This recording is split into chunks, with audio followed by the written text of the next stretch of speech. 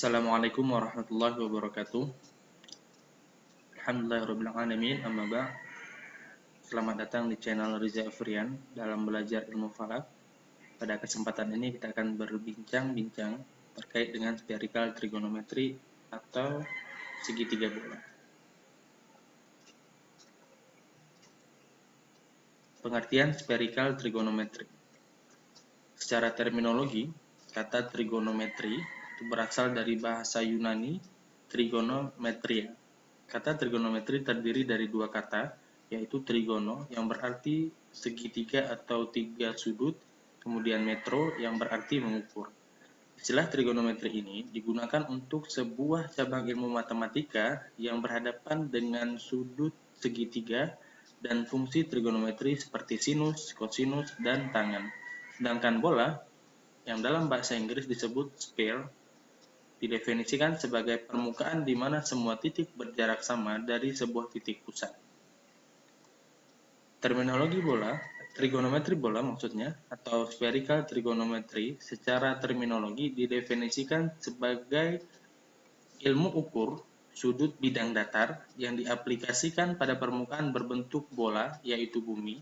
Oleh karena itu, spherical trigonometry sangat berkaitan dengan geometri bola yang berkaitan dengan poligon, khususnya segitiga pada bola, dan hubungan antara sisi dan sudut. Ilmu ini sangat penting untuk memperhitungkan astronomi dan permukaan bumi, orbital, dan ruang navigasi. Perbedaan segitiga bola dan segitiga datar. Teori trigonometri bola itu berbeda dengan trigonometri bidang datar. Dalam trigonometri bola, itu membahas sudut-sudut segitiga yang diaplikasikan pada bidang bola. Sedangkan trigonometri bidang datar membahas sudut-sudut segitiga yang diaplikasikan pada bidang datar. Selain itu, trigonometri bidang datar terbatas pada perhitungan segitiga siku-siku bidang datar. Sedangkan trigonometri bola lebih kompleks karena banyak berkaitan dengan posisi bumi, matahari, bulan, dan lain sebagainya. Segitiga bola dalam ilmu falak.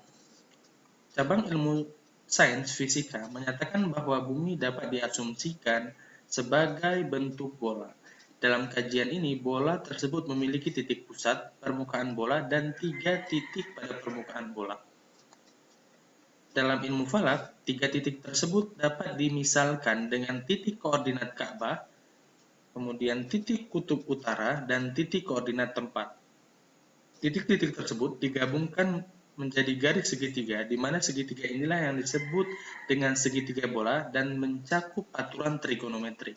Trigonometri merupakan cabang ilmu matematika yang mempelajari hubungan antara sisi dengan sudut segitiga. Metode spherical trigonometry menggunakan konsep bola dengan 3 sisi yang membentuk segitiga melengkung sebagai komponen penyusun rumus-rumusnya. Dengan menggabungkan aturan sinus, kosinus, analogi Napier, dan transformasi segitiga siku-siku, konsep trigonometri dapat diaplikasikan dalam berbagai cabang ilmu pengetahuan. Jadi tidak hanya dalam ilmu falak. Spherical trigonometry dapat diaplikasikan dalam melakukan perhitungan arah kiblat.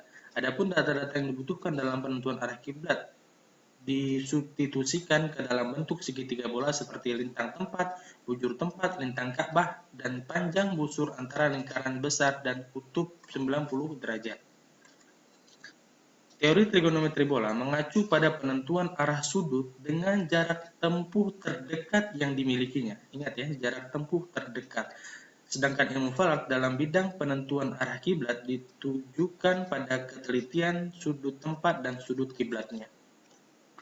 Sehingga muncullah korelasi mutualisme bahwa kerangka teoritis perhitungan pada ilmu falak tidak terlepas dari ilmu matematika yang menggunakan konsep trigonometri. Kontribusi rumus trigonometri pada ilmu falak inilah yang sangat berpengaruh dan bermanfaat pada manusia. Oleh karena itu, trigonometri membahas persoalan sudut, maka arah kiblat suatu tempat tentu dapat ditentukan tanpa mengetahui sudut tempat dan sudut Ka'bah atau arah kiblatnya. Sifat-sifat segitiga bola. Sebuah bentuk dikatakan sebagai segitiga bola apabila memiliki sifat-sifat berikut. Yang pertama, setiap dua belah sisi bersama-sama lebih besar dari sisi ketiga. Yang kedua, jumlah dari tiga sudut lebih besar dari 180 derajat. Maksudnya ketika tiga sudut itu dijumlahkan nilainya, maka nilainya itu lebih besar dari 180 derajat. Kemudian setiap sudut bola kurang dari 180 derajat.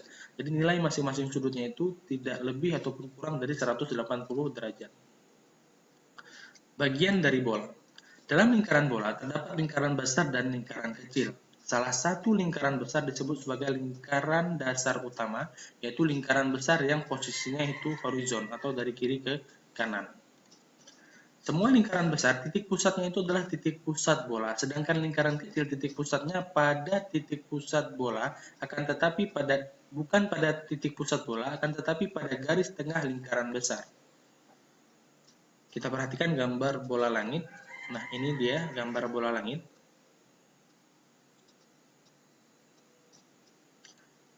Nah, yang pertama, K itu merupakan kutub bola. Yang di bagian atas ini merupakan kutub bola. Kemudian B itu juga merupakan kutub bola. Garis KB ya, garis KB yang di tengah dari secara vertikal ini itu disebut sebagai garis tengah lingkaran besar.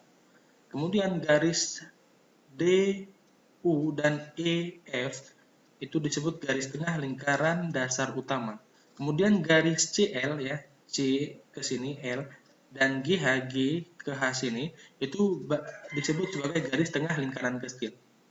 Nah, lingkaran bola yang memiliki titik KB disebut sebagai lingkaran besar. Titik KB yang ini itu disebut sebagai lingkaran besar.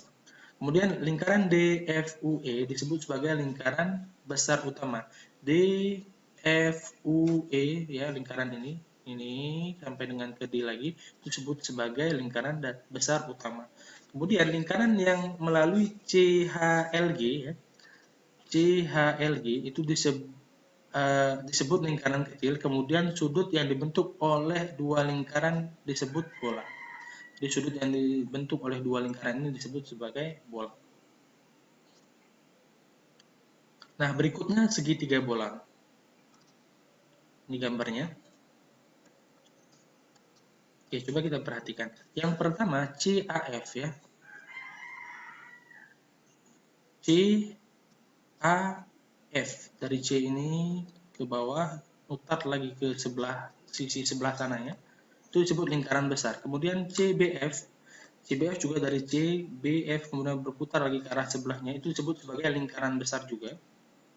Kemudian DABE ya, berarti DABE itu disebut sebagai lingkaran dasar utama karena bentuknya di sini adalah horizontal. Disebut dengan segitiga bola adalah yang terdiri dari sudut ABC dan sisi ABC kecil. Jadi A ini, kemudian B, kemudian C, inilah yang disebut dengan segitiga bola. Kemudian di depan sudut A itu ada sisi A kecil, di depan sudut B itu ada sisi B kecil, depan sudut C itu ada sisi C kecil. Jadi lingkaran inilah ya, yang berbentuk segitiga tidak datar ini disebut sebagai segitiga bola. Nah, dari gambar tadi ataupun dari sudut ABC dan sisi ABC kecil tadi, maka muncullah suatu persamaan ataupun rumus sinus di antar yaitu sin A per sin A kecil per sin A besar sama dengan sin B kecil per sin B besar sama dengan sin C kecil per sin C besar. Dari rumus sinus ini kemudian dilakukan penurunan sehingga menghasilkan rumus lain ya. Di aturan sinus terbentuk dari pengembangan persamaan di atas. Jadi yang gambar tadi itu menghasilkan persamaan persamaan di atas itu menghasilkan aturan sinus ataupun rumus sinus. Nah, kemudian dari rumus sinus itu dihasilkanlah rumus kosinus, yaitu terdiri dari yang pertama hubungan satu sisi dengan satu sudut. Itu ada cos A sama dengan cos B kali cos C tambah sin B kali sin C kali cos A. Kemudian cos B sama dengan dan seterusnya. kemudian cos C sama dengan, dan seterusnya. Nah, kemudian ada hubungan satu sisi dengan satu sudut. Ketika yang diketahui adalah cos A-nya ataupun cos A besar. Rumusnya cos A min cos B dikali cos C ditambah sin B dikali sin C dikali cos A. Kemudian cos B sama dengan dan seterusnya. Kemudian cos C sama dengan dan seterusnya. Kemudian ada hubungan satu sisi dengan satu sudut. Ketika yang diketahui sin A kali cos B sama dengan cos B kali sin C kurang sin B kali cos C kali cos A. Berikutnya sin A kali cos C sama dengan dan seterusnya. Sin B kali cos A sama dengan dan seterusnya. Sin B kali cos C sama dengan dan seterusnya. Sin B kali cos A sama dengan dan seterusnya. Sin B kali cos B sama dengan dan seterusnya. Nah, aturan kosinus ini yang tadi disampaikan itu terbentuk dari persamaan 5 dan 7 pada aturan sinus yang menjelaskan tentang hubungan sisi ABC dengan salah satu sudut ABC.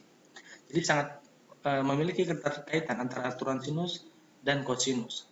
Nah, kemudian rumus kotangen ataupun aturan kotangen itu terdiri dari cos A sama dengan sin C kali cos A kali kosekan B kali cos C dan kali cos B, kemudian cos A sama dengan dan seterusnya, kemudian cos B sama dengan dan seterusnya, kemudian cos B sama dengan dan seterusnya, kemudian cos C sama dengan dan seterusnya, kemudian cos C sama dengan dan seterusnya. Nah, dari rumus-rumus di ataslah dapat dikembangkan lagi menjadi beberapa rumus dalam segitiga bola, termasuk di dalamnya rumus menghitung arah kiblat, rumus menghitung tinggi hilal, rumus menghitung awal waktu salat, dan lain-lain.